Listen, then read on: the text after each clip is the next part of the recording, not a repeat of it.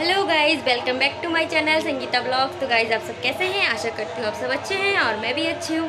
तो गाइज़ आज है भागवत का चौथा दिन और आज है जन्माष्टमी, कन्हैया जी का जन्म होगा। तो जो भी होगा आप लोगों से शेयर करूँगी, आप लोग वीडियो बने रहिए।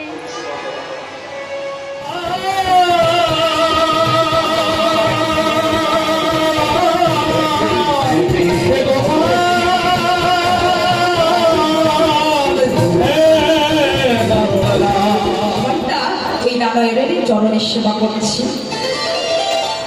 মা লক্ষ্মী কিছুতে কম আছে, কিছুতে কম, কিন্তু চরণের সেবা কেন করছে? এই মানবীকে শিক্ষা দিয়েছে যে নারী একটি স্বামীর চরণের সেবা করবে, স্বামীর আদেশ মতনই চলবে। কিন্তু এখনকার যুগ উল্টো চলছে। ফুলে বাগিচায় ঘুরতে যাব, আপনি যদি আদেশ করেন তাহলে আমি ফুলে বাগিচায় যাব। হে ঠাকুর ভক্তগণ, পবনে রেখা যে ফুলে বাগিচায় যেতে চেয়েছিলেন না, সেগুলো বাইরে ছিল না, বাড়ির থেকে ওই রাজভবনের থেকে বেশি দূরে নয়, ওই রাজভবনের পাশে ছিল। কিন্তু কেমন স্ত্রী দেখেন, ফুলে বাগিচায় ঘুরতে যাবে, স্বামীর আদেশ না নিয়ে ঘুরতে যাবে না। স্বামী যদি বলে যে তুমি যাবে না, তা পবনে রেখা ঘুরতেও যাবে না, এতে থাকা উচিত। এই পবনে রেখা কি করলেন? সুন্দর সেজে গুজে স্বামীর সম্মুখে দাঁড়িয়ে আছেন, ও ঘেসে তিনি বলছেন, পবনে রেখা, ও পবনে রেখা, তুমি ফুলে বাগিচায় ঘুরতে যাবে, অতি শীঘ্রে যাও আর অতি শীঘ্রে তুমি বাড়িতে চলে আসবে। স্বামীর আদেশ যত সময় না পেয়েছে, নিজের ভিতরে পরিবর্তনে আনতে হবে। পবনের রেখা তিনি সকালে বেলায় সূর্য উদয় হবার আগেই স্বামীর বিছুনায় প্রণামে না করে পবনের রেখা তিনি ভূমিতে চরণ রাখতেন না। প্রত্যেকটি মানবের কর্তব্য বসমাতাকে প্রণামে করা, দুই হাতিকে দর্শনে করা, ঠাকুরকে দর্শনে করা, বাড়িতে ঠাকুরের ঘরে প্রণামে করা, যদি বলি ঘরে থাকে তা বলি ঘরে প্রণামে করে। এই নিয়মে কি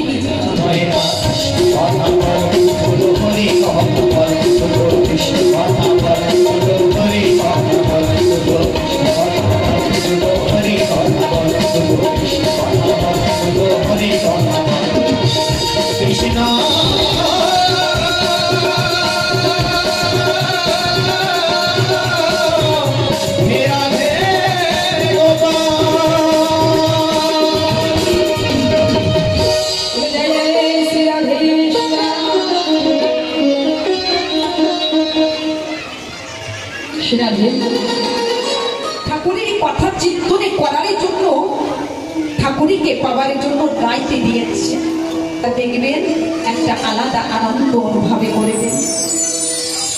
তাই আমি এই বলতে চাচ্ছি, এই ভালো মন্দকে আস্তে আস্তে মাসে সপ্তাহে একবারে করে খান, 2 সপ্তাহ পরে একবারে নেন, এমন করতে করতে মাসে একবার, 2 মাসে একবার, 3 মাসে একবার। আপনাদের কল্যাণের জন্য বলছেন, এই মানবী জীবনে পেয়েছেন, বৃথা নষ্ট করবেন। একটা কথাই স্মরণে ছিল, সেদিনই বলেছিলাম, 2টি কথা ছিল যেদিনই গিয়েছে। একটা ব্যাগ করে ঠাকুরকে পাবেন, মানে ঠাকুরের সঙ্গে ঈর্ষা করে। কংস যেমন সকলের সময় দিনে রাতে 24 ঘন্টা ওই শ্রীহরির কথাই চিন্তনে করতেন। কংস প্যার করে চিন্তনে করেছিলেন, আর কেউ ভক্তি সহকারে চিন্তনে করে। এই কংস মনে মনে চিন্তনে করলেন, একবারই গিয়ে দেখে আসি যে আমারই যে কালে আসবে জন্মগ্রহণে করেছে কিনা। এই কংস যে সময় কারাঘরে গিয়ে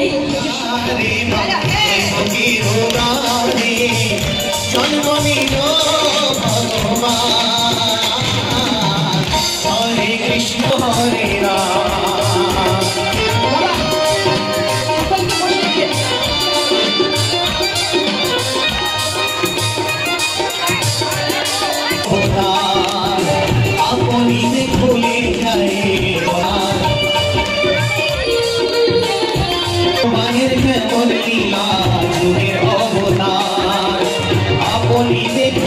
যায় বসুদেব লয়ে যায় পাহাড় পারে যমুনা পার হয়ে আজ সদার ঘরে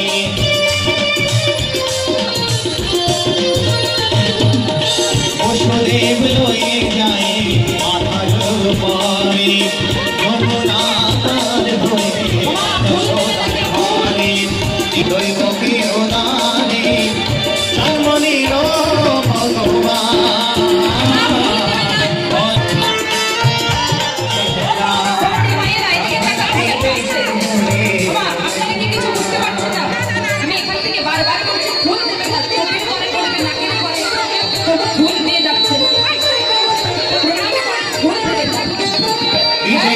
বলছে নিয়ে কদম গাছে হেলা রাধা রানী বলে বাসি বাজায় বেলা শ্রীমতী রাধা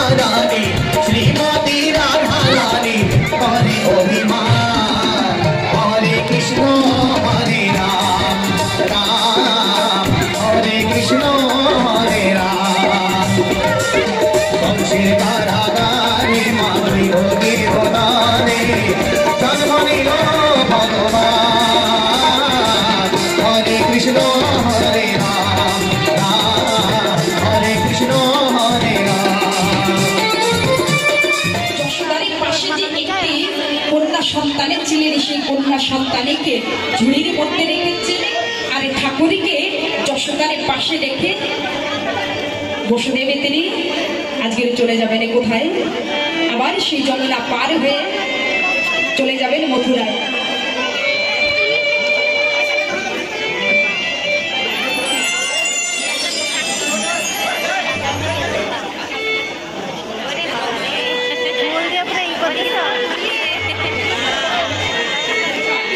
গায়ে ধরে দিতে হবে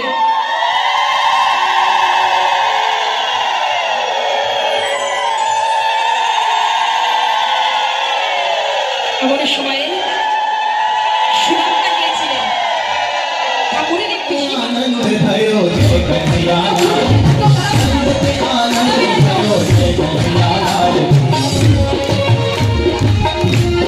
नंद के आनंद भयो जय कन्हैया जय कन्हैया की जय यशोदा